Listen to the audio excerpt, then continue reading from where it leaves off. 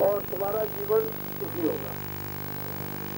तुम्हारा जीवन पारिवारिक सुख, शारीरिक सुख, सामाजिक सुख, और इसी के लिए आप सब प्रयास करते हो और मेहनत करते हो। किसी तरह से भी हमको परिवार का सुख मिल जाए, हमको शरीर का सुख मिल जाए, लेकिन आपको दुखी दुख मिलता है। इससे ये पता चलता है अगर आप कल सोच गया तो समय बड़ा खराब है। आप लोग इस पर जरूर विचार करें। और मैं तो ये सोच रहा था कि राजस्थान के लोग बड़े समझदार हैं। अभी आपने देखा कि पिछले दिनों में बड़े जोर शोर से चुनाव हुआ था, और ये हुआ था कि चलो भाई 5 साल तक किसी तरह से, तो सब लोगों ने बताया था कि 10 अरब रुपया चुनाव में खर्चा हुआ सरकारी खजाने से। जो आपका खजाना है जिसमें आपने टैक्स दिया है उसमें जमा होता है वो तो 10 अरब लग गया। और जो प्राइवेट लोगों का लगा, जो मतलब ये है कि जो खड़े हुए थे उनका अलग लगा। ये सब खर्चा जो है काश्तकारों को देना पड़ेगा। इस समय पर काश्तकारों की देश के अंदर जनमानव संख्या 2 अरब की हो गई। उसमें 1 अरब 7 करोड़ तो काश्तकार है और 40 करोड़ में और तब आ जाते हैं। इससे बड़ी संख्या का जो मेहनत करने वाला वो तो काश्तकार है। ये तो भगवान के भजन से ही उभर सकता है और किसी तरह से उभर नहीं सकता है। फिर मतलब ये है कि आपके सामने फिर एक चीज आ गई, फिर आपकी बार 14 अरब खजाने से लगेगा। 14 अरब रुपया लगेगा और चौगुना खर्चा होगा। जो प्राइवेट खड़े होंगे लोग उनका खर्चा हो जाएगा। ये सब खर्चा कौन देगा?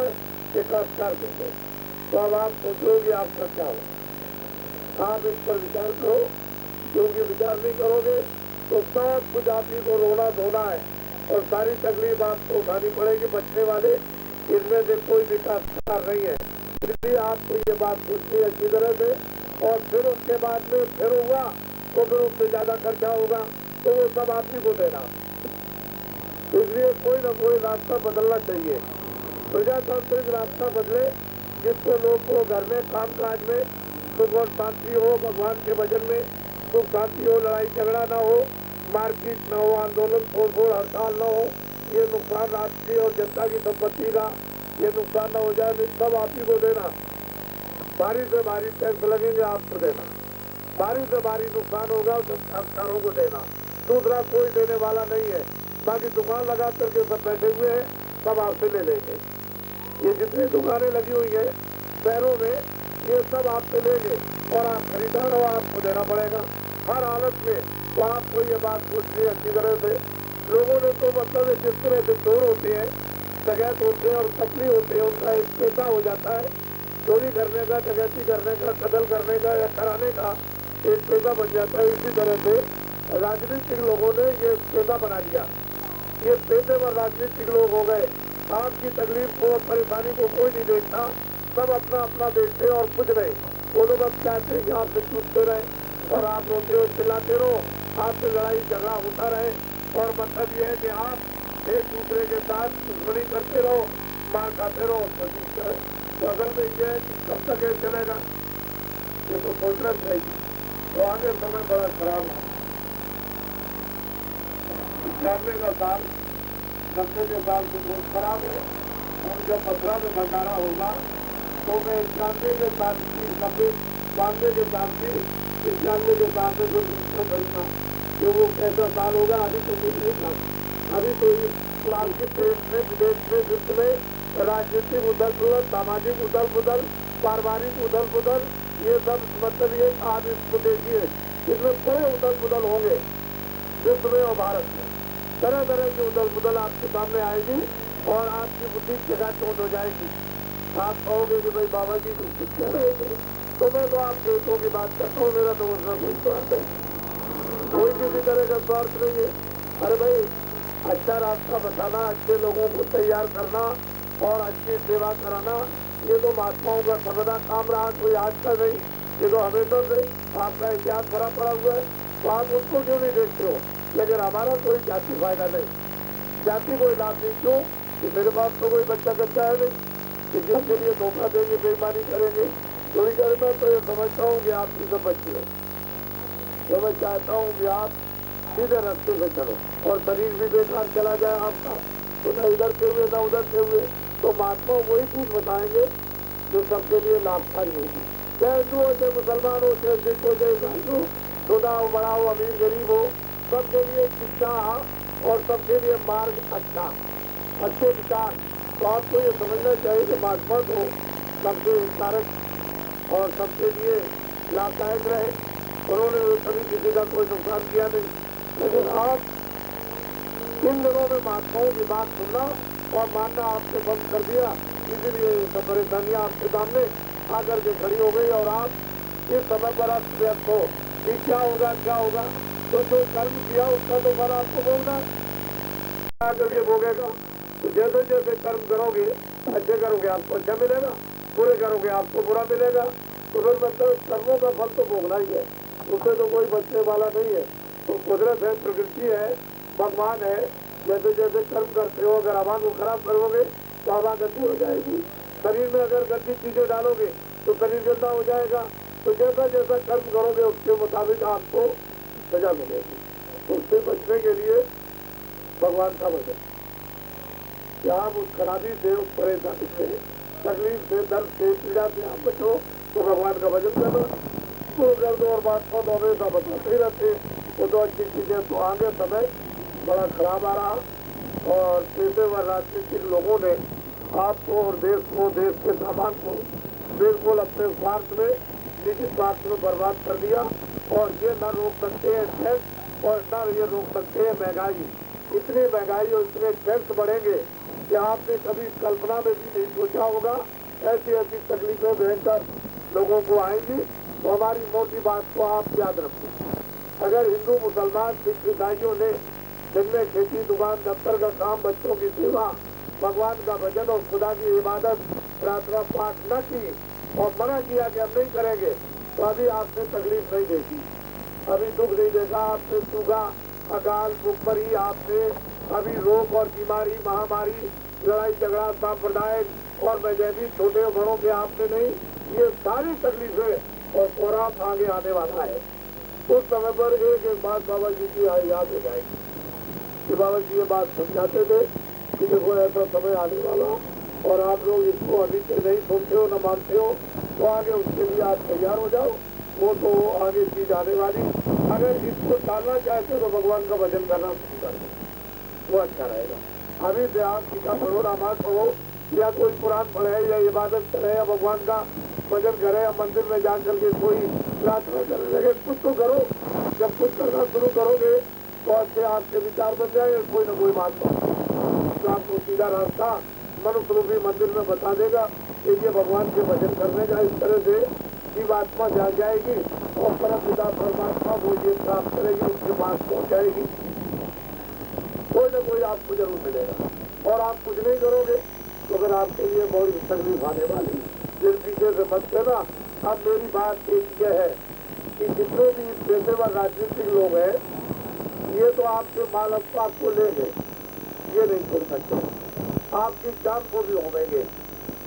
इस पर आप ध्यान रखो, जान लेंगे, माल अपराध को ले लेंगे, लेकिन जान को भी खत्म करेंगे। तो आप पेशेवर जितने भी राजनीतिक लोगों की झोली से निकल दो और अच्छे आदमियों का आह्वान करो। ये भगवान कहीं न कहीं से अच्छे आदमी दे दे, तो इसी में आपको कहीं न कहीं अच्छे आदमी जब मिल जाएंगे। तो वो अच्छे आदमी तो अच्छा काम करते हैं, वो तो बुरा काम कभी करते नहीं। ये तो इतिहास हमेशा साक्षी रहा कि जब जब समय कोई ना कोई महात्मा आया, उन्होंने प्रेरणा दी कि भाई देश के अंदर जब मानव में अच्छे आदमी कहीं न कहीं आपको मिल जाएंगे, तो आपको कम से कम इच्छा करो तो अच्छे आदमी मिलेंगे तो अच्छा काम करेंगे। और अच्छे आदमियों के अच्छे काम से सुख मिलेगा, उससे शांति मिलेगी, अच्छी शिक्षा मिलेगी, अच्छा रास्ता मिलेगा, अच्छे कर्म मिलेंगे। जब कर्म अच्छे मिलेंगे, रास्ता अच्छा मिलेगा, तो फिर आप सुखी हो जाओ। लेकिन आप चाहोगे कि पेशेवर लोगों के जंगल में फंस जाए और उससे हमको अच्छा मिले, वो न कभी मिला न कभी मिलेगा। तीसरी बात हमारी याद रखो कि पेशेवर राजनीति लोगों की गोली से निकल सको, नहीं तो माल अपराध और जान भी आपकी जाएगी, बच नहीं सकती हो। फिर आगे ये घर की मेरी मर्जी आता है, मैं तो आपको दिशा ही दे सकता हूँ, अच्छी बात तो बता सकता हूँ। बात समय आने वाला उसके लिए आप देखिए। बोलो जय गुरुदेव, जय गुरुदेव। पहुँच करके वहाँ जो निर्धारित कार्यक्रम है उसको करना। आपके यहाँ तो रखा था कि दर्शन हो जाएगा और आप चले जाइएगा, तो सरदार को सुना दिया।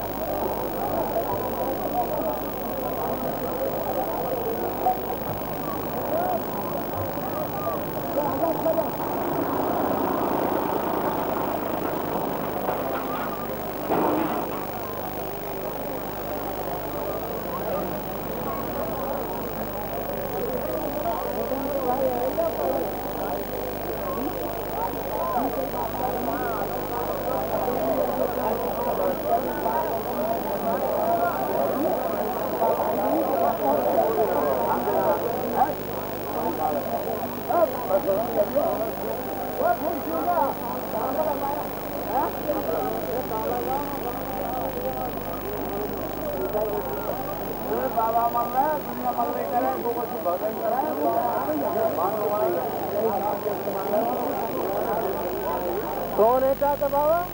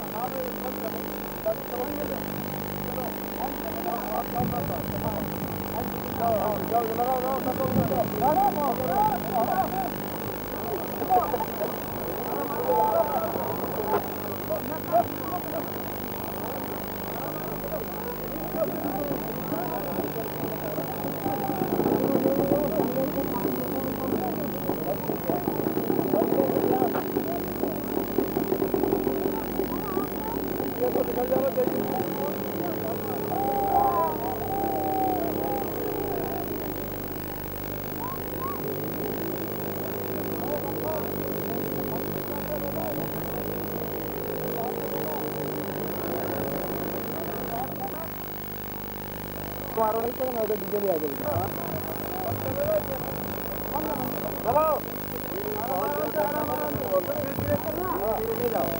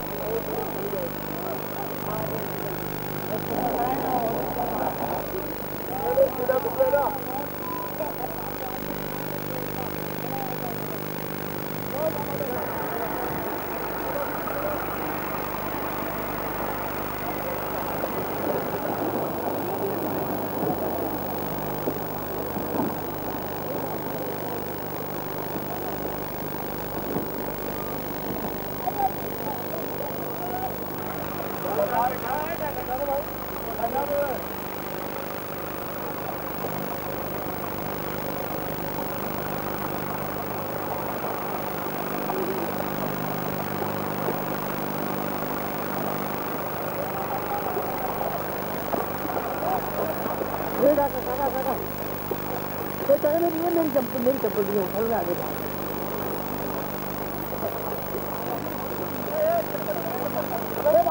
पकड़ लो